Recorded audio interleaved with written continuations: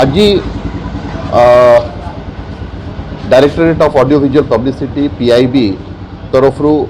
माने press information bureau तरफ आज गोटे दिनिका कर्मशाला आयोजन करा जिला प्रशासन सहयोग में भद्रक जिले में आम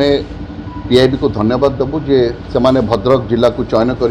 एक कार्यक्रम करने आप समस्त सहित एकमत हे जे जर्नलिस्ट माने विभिन्न मीडिया बंधु माने जो भाई भाव में प्रचार प्रसार करुँच सत्यर उन्मोचन करुँच लोक मान कथा को लेकर सरकार पाखे पहुँचाऊँच से परिप्रेक्षी में आज जो आलोचना चक्र आयोजन करा बेसिकली किभली भाव में लेस गवर्नमेंट हो पार मोर गवर्नेंस हो पार